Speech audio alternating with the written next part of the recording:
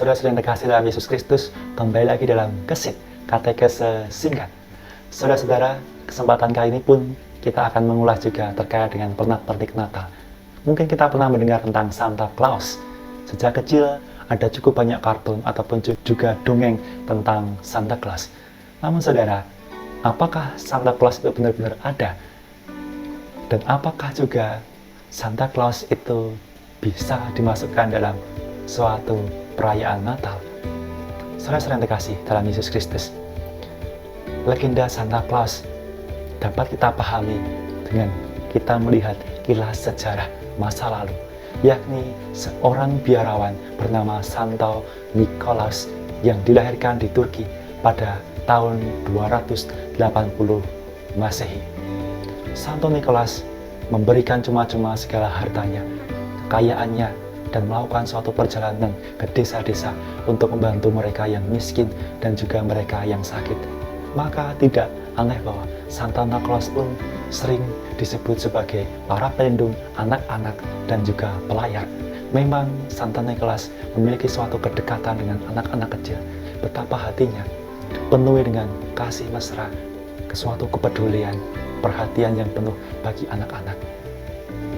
Dan saudara-saudara, Santa Nikolaus pertama menjadi bagian dari kebudayaan populer di Amerika pada abad ke-18, tepatnya di kota New York, ketika keluarga Dutch berkumpul untuk menghormati perayaan kematian Santa Nikolaus, atau seringkali juga kita sebut sebagai Santa Claus, sebutan singkatnya.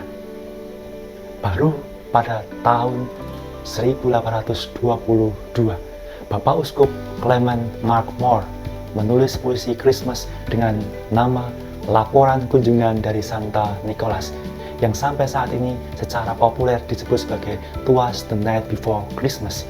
Kemudian pada tahun 1881, kartunis Thomas Nast menggambar puisi Moore yang sesuai dengan gambar kartun modern. Inilah gambar Santa Claus yang sampai saat ini pun kita yakini, kita gambarkan sebagai Santa Claus. Dan kartun ini pun menjadi tampak dalam Hallmark Weekly.